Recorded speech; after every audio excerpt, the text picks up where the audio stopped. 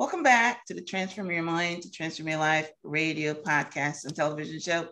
I'm your host, Life Coach Marina Young, and sitting in the guest chair today, all the way from the Netherlands, is Robert Overweg. And Robert is an adaptability expert.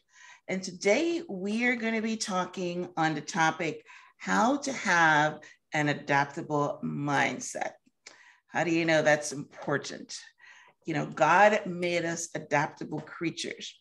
So we're going to talk about how to have an adaptable mindset, which is following the path about something, this too shall pass. We shall adapt to whatever situations are, coming our way. And so Robert is the expert, and you're going to be telling us how that we can do that effectively. So welcome, Robert. Yeah, thanks, Myrna. Thanks for having me. You're very welcome. All right. So let me give you guys a very short bio on Robert. Robert Overweg is the founder of the Adaptable Mindset program. He and his team empowers people to develop their own adaptable mindset and mental flexibility, learn how to create mental space, and to find new possibilities. In our rapidly changing world, we keep feeling the impact of unpredictable events to which we have to adapt. Robert teaches you how adaptability is about empowerment and finding new perspectives. The Adaptable Mindset program has been applied at several Fortune 500 companies, including Chanel and Heineken, multiple SMEs, and innovative schools. They have also supported over 1,000 students and solopreneurs with their online program. All right, so as we start out, Robert, I want to ask you, what was your journey to becoming an expert on adaptability? Is there an exciting story here that you had to adapt to some kind of life event? Share. Well, I think from the get-go, I was always interested in not being labeled as a kid and also as an adult, and not being placed in a box. I always fared the best way when I wasn't put in boxes or when I wasn't labeled. And I just kept on doing that through my entire life. And I also just kept on always following my own curiosity, even when people said, hey, what you're doing is silly. So I went to the art academy and I wanted to take photographs in computer games. And people said, that is silly what you're doing. And I was like, yeah, but you don't understand. And I kept doing it. And then after a while, maybe like 5 years, 6 years, my work got picked up globally by the art world, exhibited all over the world, even at the Centre Pompidou, which is one of the most famous museums in the world.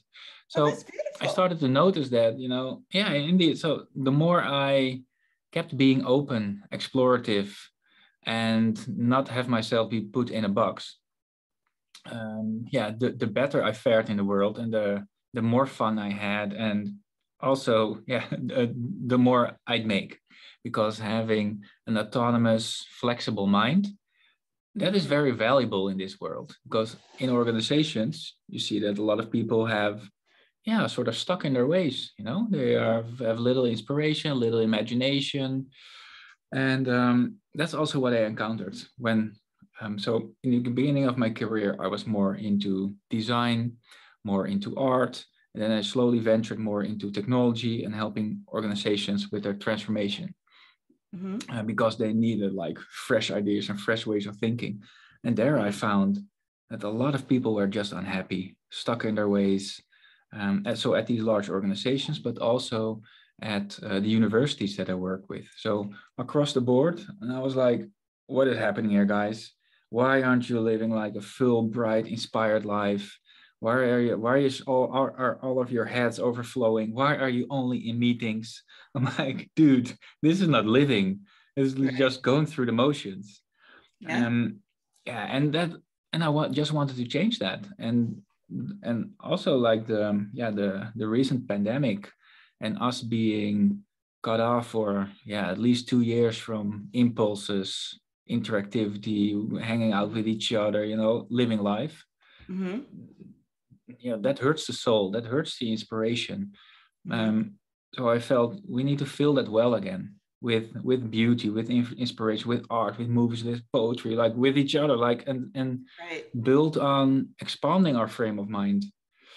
Um, so that's sort of the origin story. It went from multiple places, and then we just figured, hey, we need to change something. And then we started a pilot with the University of Applied Sciences in Amsterdam. And Mm-hmm. we started to experiment and find out what works from whom, because it's a very individual journey as well, based on like curiosity and play.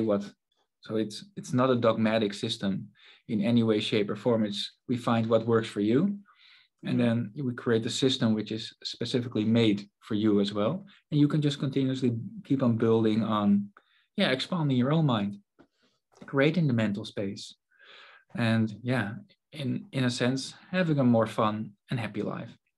Okay, that's awesome.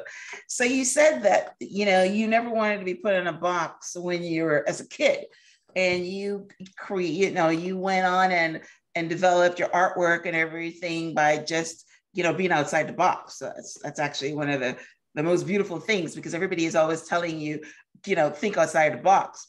So why do you think that you developed that kind of curiosity and don't want to be labeled? Is this something that your parents did? Or what do you credit that to? Yeah, it was indeed partly what my parents did, as in that they gave me a lot of freedom to explore. So they almost said like, hey, if you want to be a Backstreet Boy or if you want to be anything else, like, hey, it's okay. And that just allowed me a lot of exploration. So I was always photographing, drawing, and also I founded my own company when I was like 17 in Oh, wow. design. And I was very naive and I thought, hey, I can do this. And then, just do it. And you find out that you sort of can, but you still need to learn and stuff like that. But just always falling forward and picking Okay. yourself up and falling forward again. Okay. But I noticed that a lot of people haven't had that upbringing. But it's not necessarily so that you need to have such an upbringing to be able to flow through life. You can also find it later on, but it takes work. Mm-hmm. And that's why we founded the program. And like all of our testimonials show, that people can find their spark, can find their drive, can find these different perspectives again. But Yeah. it takes work, but you can make the work fun and you can make the work playful. So it doesn't feel like a task, or it feels more like something you can continuously work on. You're sowing in your garden, you're creating space. Mm-hmm. It's more Yeah. it's more in that I regard. agree. A lot of times, in our culture, you're correct. You are, for instance, when I was growing up, everybody said that, you needed to be, everybody wanted to be like a lawyer, a doctor, those professions, and they were stuck in that. And if they didn't go to medical school or they didn't become a lawyer, they kind of felt that they were a failure of some sort. You know what I Mm-hmm. mean? So a creative mindset is definitely an adaptable mindset, because in order to be creative, you've got to let energy flow through. You've got to let source flow through. You've got to be, in touch and feeling your environment. So that's probably why, you gravitated towards that. Because if you're telling me that you started your own design company at 17 and you were always taking pictures, that you had that creativity almost kind of built in, right? Mm-hmm. So so Yeah. that's good. So that kind of helped you. But I think like all Mhm. kids have that. All kids have that innate ability to adapt, to be And then somebody creative. stares them down and says, don't do that, do this. Yeah, Yes, they indeed. do. Or they say, "Oh, are you sure you're going to do that?" And then, like those first amounts of doubt, they chip Yeah. away at your soul and your creativity. But you can pick up the chunks again. You can refill your spirit by be more open to all of the beauty which is in the world, and reprogram your mind to see these things. And the more you see it, the more you'll be able to find different perspectives, and the Yeah. more you'll expose yourself to the things that you find beautiful but also give you a bit of ambiguity and uncertainty, that make you feel itchy a bit. That's fine. You need to search for those things, because then your mind will grow. And if you have got like a wider frame of view of the world, yeah, then you will be able to find more opportunities and more possibilities. Just how it works, right? It's what you put in your brain. It's also what you see in the world. It's also what you put out. Yeah. It's like a two-way street. Yeah, that's very true. It's like a computer. Yeah. They said that you can never get anything out of a computer than what you put in. So yeah, we are our own little computers. All right. So like I started off by saying, we are adaptable. We were born, the human beings were born with the ability to be adaptable. So why do we need adaptability? Why do you think that God programmed us or hardwired us to be adaptable people? Mm-hmm. Yeah, I think God did it to everything, to nature, to animals. Like otherwise, you aren't able to survive. It's just a very natural thing to do. Also, if we look at new theories, we also see that it's not just survival of the fittest and adaptation. It's also working together, and that's maybe something that we forgot a little bit as humankind, because yeah, most of us have heard about survival of the fittest, but not about doing things like that. It's a collaborative effort, and yeah, I think like everyone also has this ability to create, if we stick within the same theme. But our environment, we make up so many silly rules, which narrow our frame of view, which limit our own creativity, and then we put that upon our children, and we teach that limitation in schools as well, because we make life more simple than it is. So we compartmentalize things at school. So we deny people to understand the entirety. You're not trained in intuition. You're not trained in compassion. You're not trained in imagination. It's mainly, yeah, different kinds of skills, more of the hard skills. And then you get grades. And then if you don't pass your grades, then you're a failure. It's like the entire system is set up to compartmentalize, not really help your creativity. And organizations are the same. Also compartmentalization. You're not really valued for your entirety as a human being. And then we have media, which is constantly distracting you. Social media, which puts you in, it railroads your thinking. So we're constantly being narrowed in our frame of view. We're being boxed in. And that's not how we are meant to be. We're meant to be part of of the entirety of the world. Like we are in this together, and you should be able to learn from everything, and you should be able to find your own path and do whatever the heck you want, actually, as long as it contributes to the greater good. The greater good of society. But I'm thinking more along the lines of, all right, so let's take the pandemic, right? So we had to do a lot of changes, and we had to adapt. In fact, they're saying that we will never go back to the way we were before. So let's say that we're accustomed to the grind of getting up in the morning at 6 o'clock and catching the train or driving in rush hour traffic and getting to work, and then all of a sudden you are stuck at home by yourself. You don't have people. You're right. You were talking a minute ago that you don't have that communication with people. A lot of people got really depressed because they didn't have that outlet. So talk about that kind of an adaptability. Why do we need adaptability for things like crises? And how do we move from things that we were normally doing before, and now we have to pick a different path and do it differently, and love the different thing that we're doing as same or even more than the old thing? Yeah, I get what you mean. Indeed, a lot of people, of course, everyone went through this experience, and some fared better than others.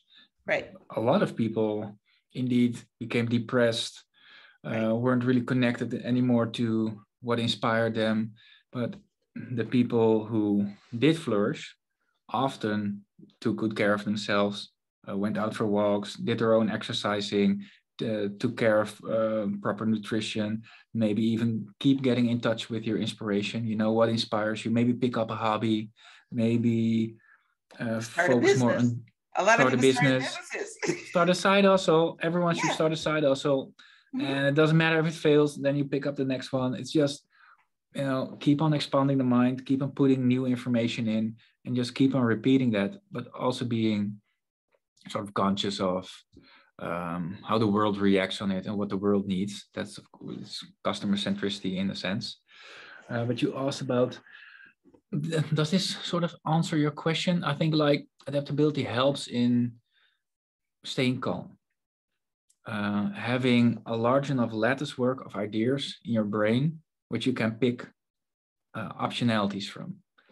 It is also being able to deal with different optionalities. So, okay, now I need to work from home. What can I do? If you can come up with 8, 10, 20 things that you can do, like finding different perspectives and assessing how you can get out of the situation or how you can get the most out of it while remaining calm. Because if you get stressed out or depressed, you don't want to be there. Like if you're stressed out under severe stress, your thinking brain can be reduced by 80%. So you've got 20% left, which is, good luck with coming up with solutions. So Right.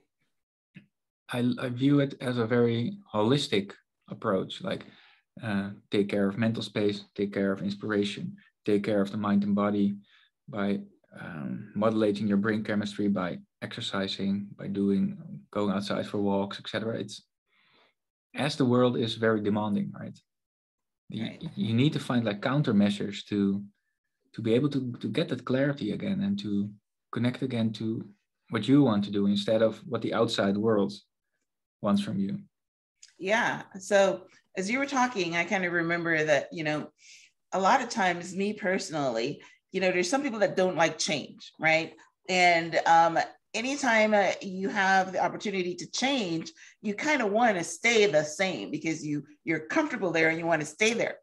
But I found that anytime I resist change and then I leap forward into it, it works out a whole lot better than what I didn't want to change from.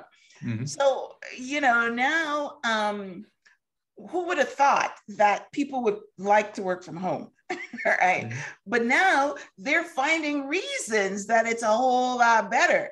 Right. Yeah. It's almost like when I was, in childbearing age, I would say, I can never be one of those stay-at-home moms because I need people, I need to get dress up and I need to go into the office and I can't sit at home all day long with kids. Right.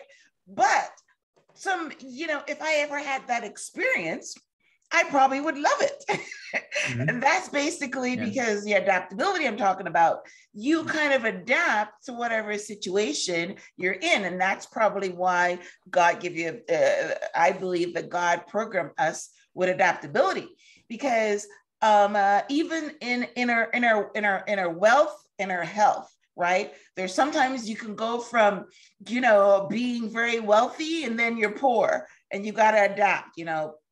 People don't really adapt, but they at least adapt a little bit to it.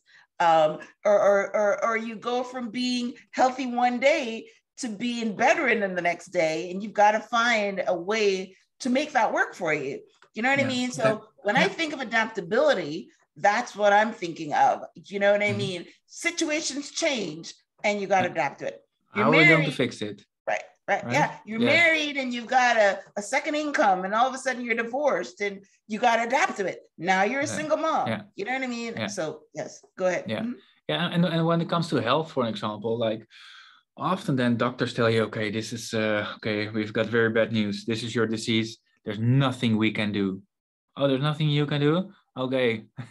Let me Google that for you. Because there's always something that you can do. And I just never accept a no.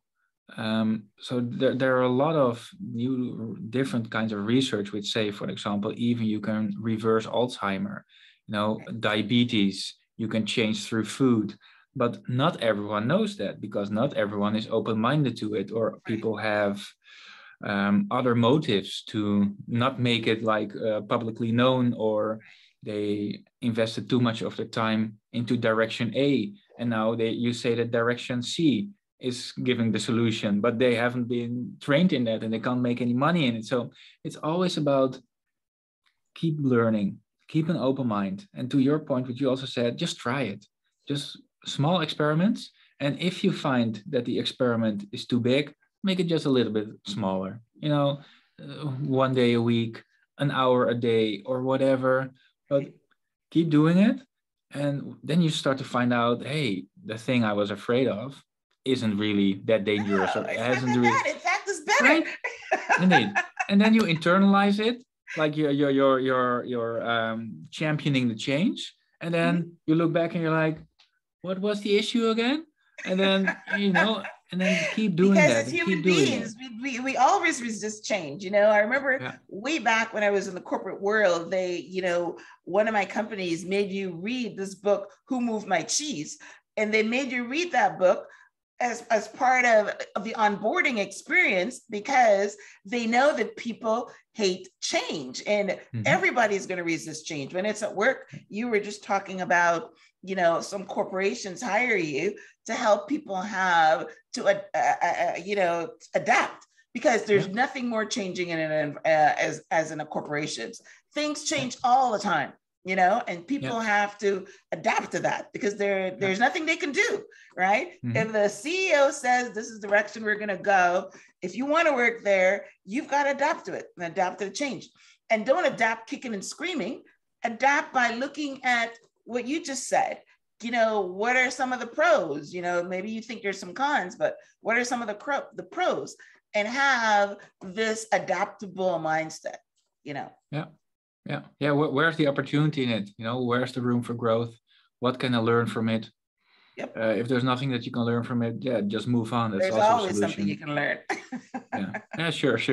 Yeah, there's always something you can learn, even if it's not what not to do. Yeah. Agreed. Yeah. But you also made a point like that you can also have in your mind like this dictator mind, right? That when you want to do something which says, oh, you should probably not do it. Really like this judgment that you can have.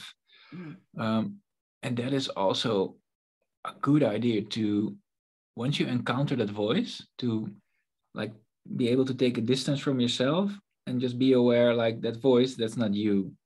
And just be conscious of, you can also choose to override that voice with a different story.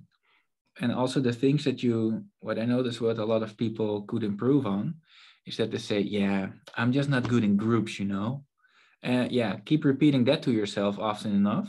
And you won't be. Yeah. Yes. So it's also about, that is also part of it, that you can just reprogram your mind by speaking different vocabulary into the world, which will create a new reality for you and for the environment, because they will see you as that as well, and they will start acting in that way. So there are so many things that you can do as long as you study, learn how can you improve yourself, and make it a fun journey. Like start wherever you want. So if you are very much into sports, go do yoga, go do rock climbing, go for runs. If you're more into the mind, do the Adaptable Mindset program, or read books on psychology, how the mind works, and read paradoxical things, things which say that it's A and the other book says it is totally the opposite. Like be in that space of, not knowing, of exploration. I think that is always a good thing to do, and always fun. That's good. I like that one. Yeah. Be in the middle. Because a lot of times you read books and they say, have an open mind, don't dismiss it, have an open mind. So I guess you're being in that space where, is this true? Do I believe that, or whatever? So that's good. So that leads that into the question I have here. So if we find that our personalities are the type of person that we don't like change, we are not, we're stuck in the same mode, that our parents told us to do. And you know what I mean? We're not growing, we're not curious, we're just stuck there. How can someone in that space develop adaptability? Is there like some steps that they can do? Yeah. I think you could always, I think it's very beneficial to start with what you're curious about. Because what you're curious about is, you but can you know keep what? on There's a pulling. lot of people that are not curious. So let's assume they're not curious. Well, they're just going to do what they know. Well, there's always something that you're curious about. It can be sport. It can even be a TV program or a channel on Discovery or whatever. That because you do need to have like a sense of human ability still in you. Otherwise, there needs to be a willingness from the individual. Okay. It starts there. It starts with you taking that step forward and putting more of the stuff in your life which inspires you. And if you find something that you, even if it's slightly that it makes you curious, then keep on exploring and keep on pulling on that thread and putting more of that into your life. But it could also be that you just feel that your mind is totally overflowing, as you don't have any space, you don't have any time in your work and your kids and everything, right? But then often what we see, also from data from the US, people spend like 4 hours and 20 minutes on their phone. So of course you don't have any time, dude. You're constantly on your phone. I thought you were going to say distracted. commuting, because a lot of times they spend that, in the car commuting to and from work. Right. Yeah. Yes. Anyway, go ahead. Yeah, but luckily a lot of people don't have that anymore. But we are distracted by the Netflix, Instagram, etc. And I sort of have this idea: if you aren't really connected to your purpose or do what you want to do, you're more easily distractible. So I'm not going to spend a lot of time on Instagram or Netflix. I canceled my Netflix like ages ago because I don't want to be suckered in watching another episode because they program their system in that way. I want to be in control of my own life. To binge. Yes. Indeed. And it's all not serving me. So I constantly look at, how can I set up my life so that it gives me positive energy, positive perspectives, and everything which does not contribute to it? Well, it needs to have a damn good reason why it's in my life then. Otherwise, it needs to get out. So it's also setting up your life and yourself for success. It could maybe even be that you have like energy vampires around you, people who don't really support you or constantly doubt you. Well, get rid of them as well.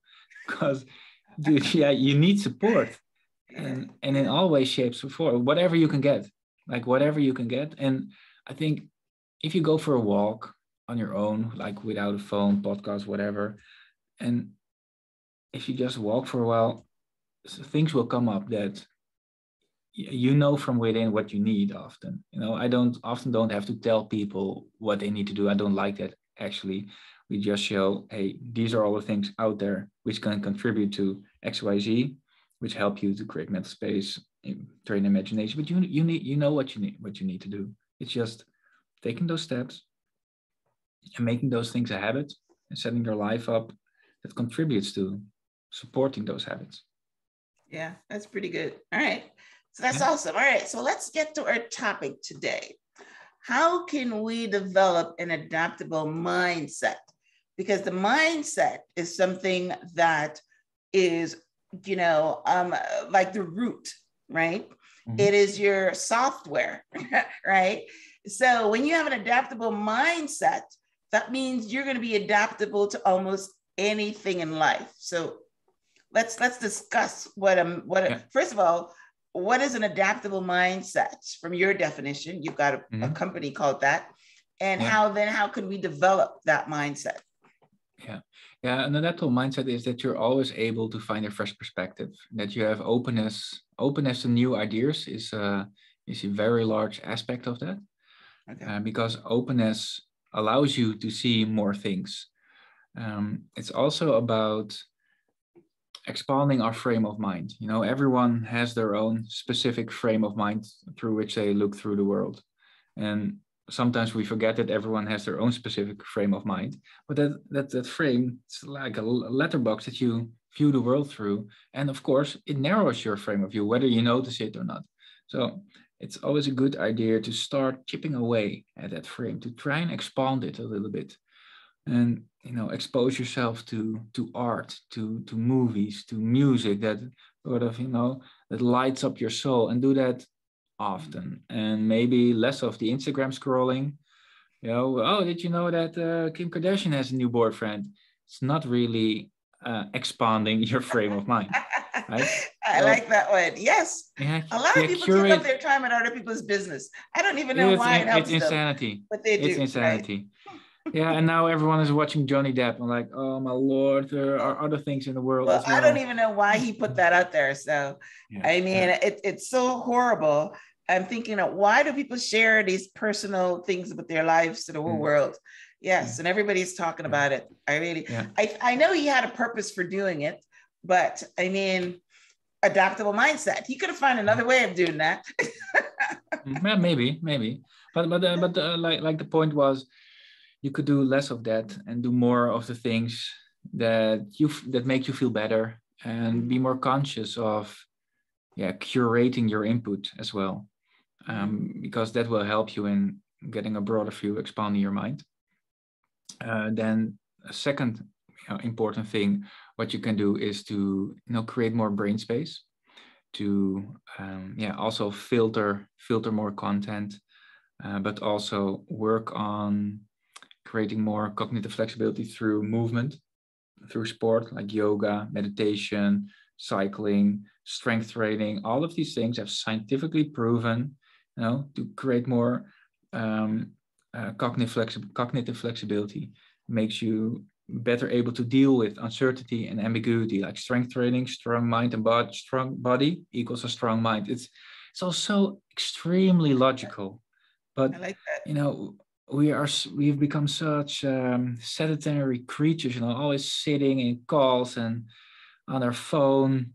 Most kids look like hoops now. They're almost like a circle. Their entire neck is crooked, looking at their device. I'm like, dude, The funny come part is on. when you see them walking down the street and you're in a car and they're not even looking at you, or they're just on Yeah, their phone. They're just yeah, expecting you to see them. It's just yeah, amazing. yeah. Yes. And when you see them hanging out with each other, they're all doing the same thing, looking at their phone. Yeah.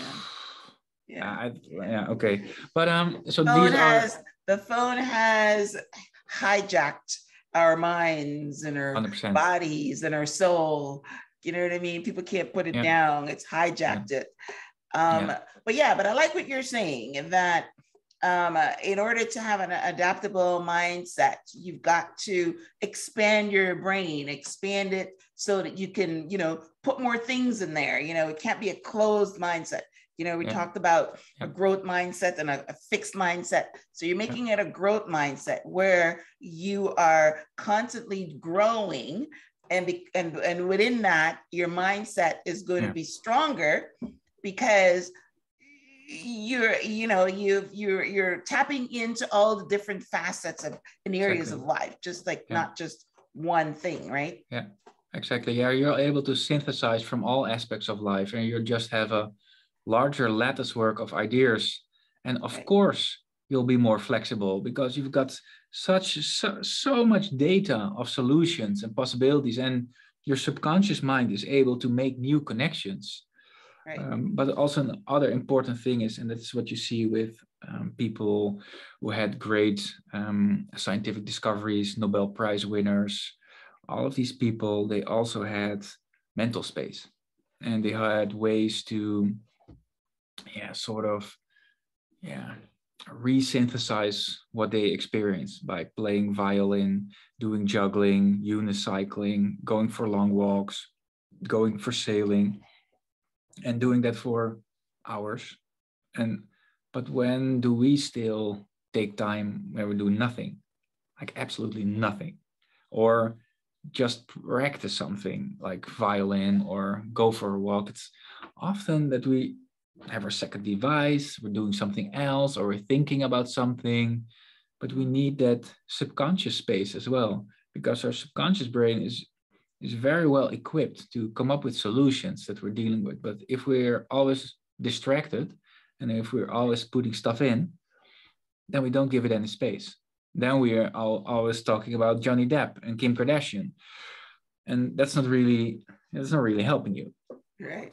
Um, Doesn't help you at all. It no, maybe just fills your curiosity. I think that's what people do, they're curious about the wrong things. They're curious about other yeah, people's lives instead of curious about, how can I like that word, lattice. How can I, put some more things in my lattice? When I was growing up, we had a lattice going up our stairs. So I know mm, exactly what you're talking about. So mm, the more things that you can put into the space.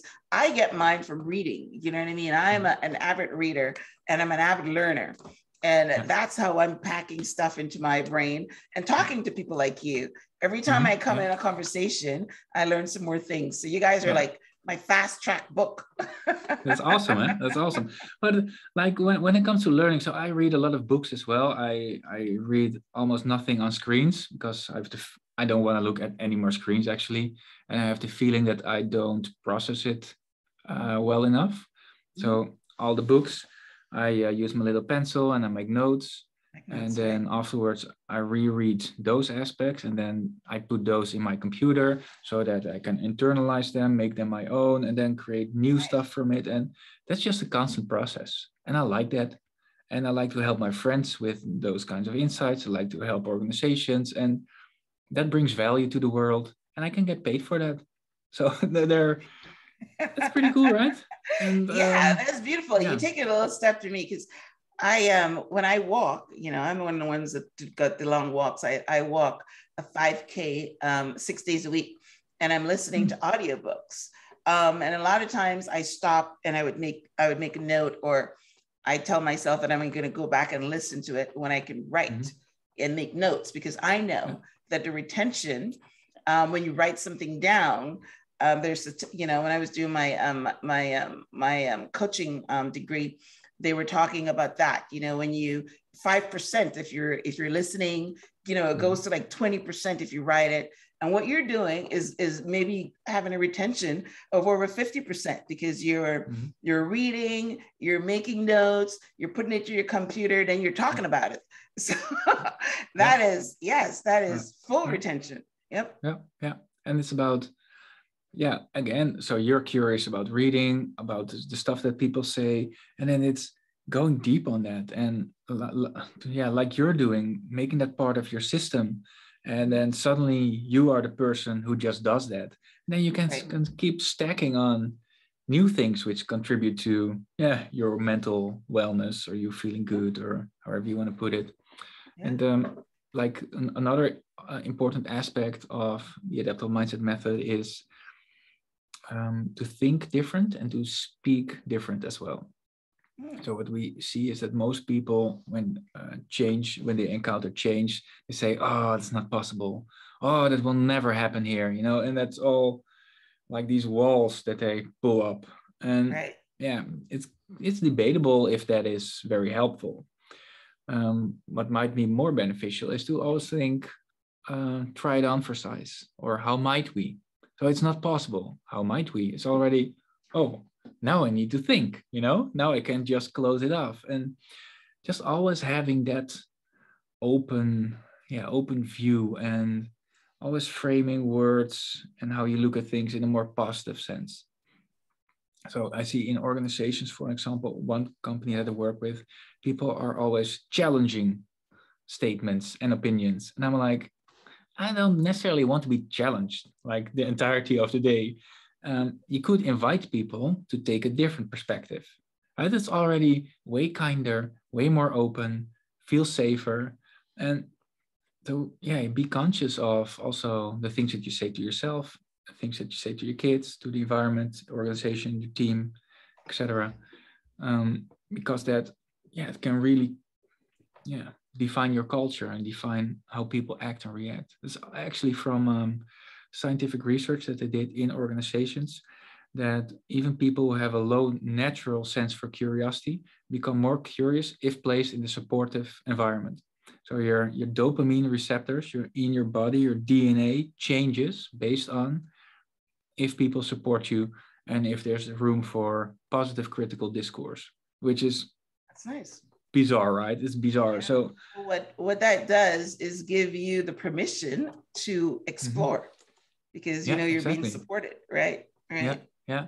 Yeah, and we also know from research that the more people are connected to their intrinsic motivation, the higher the creative and innovative output.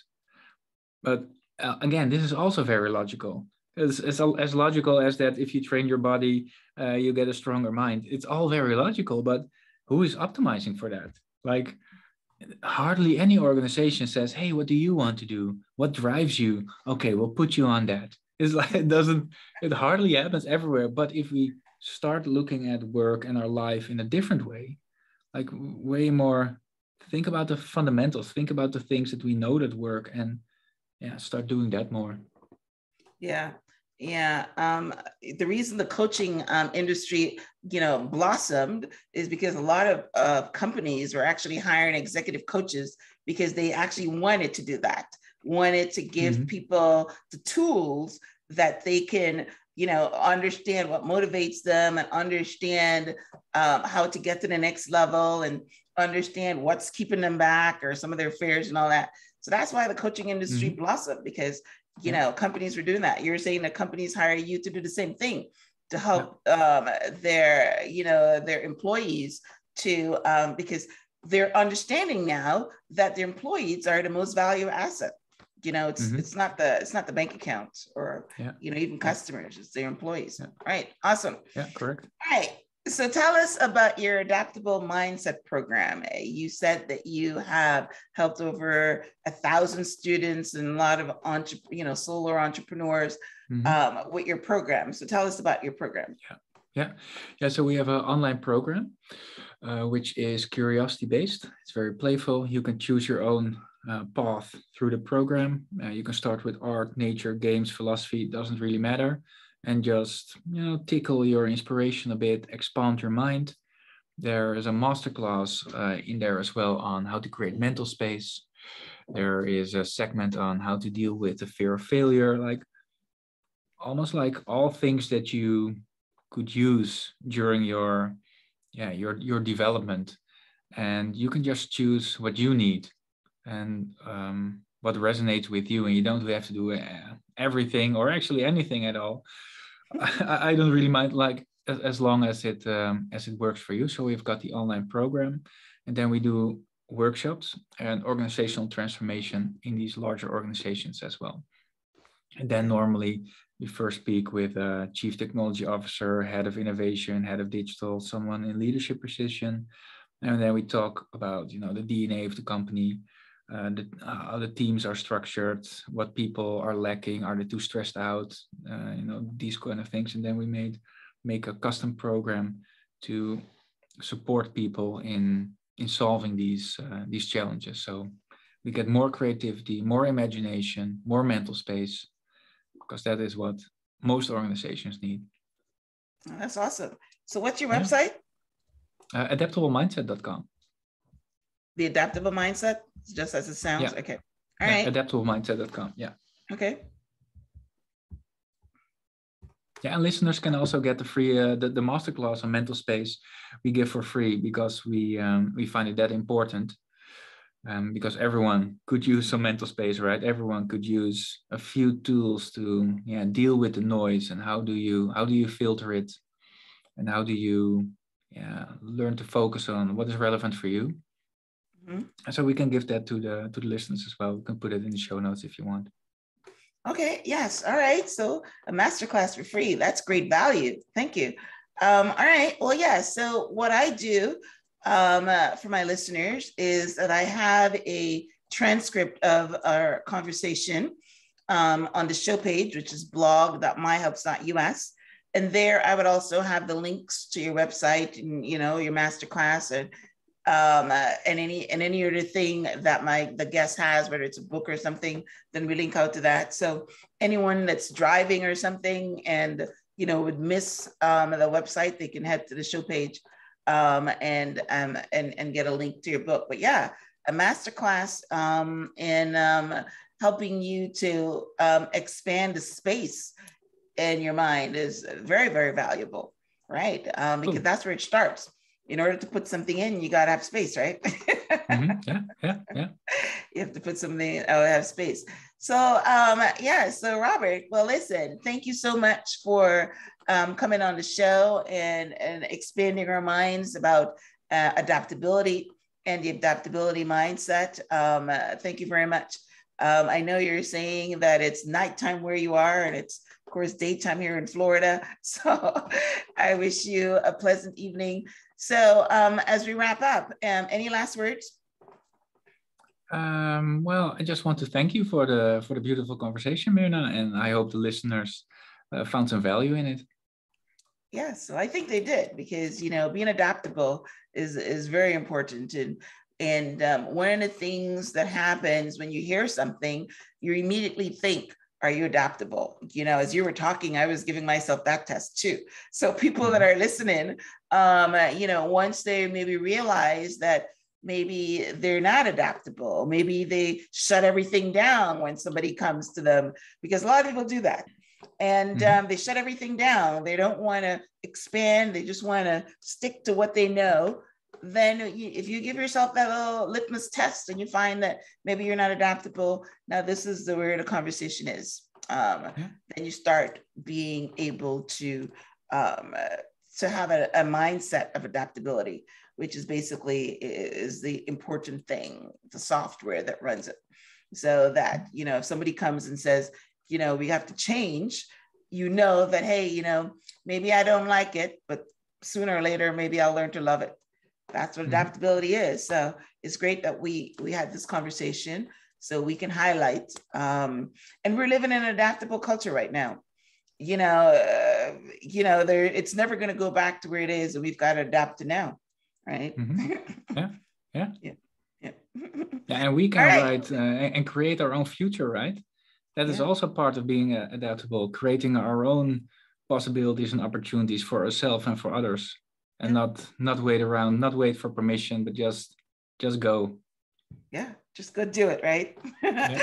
All right, so that's perfect. All right, guys, well, listen, thank you for tuning into the Transform Your Mind to Transform Your Life. As you see, I bring you guests every week that helps you to transform your mind so that you can transform your life.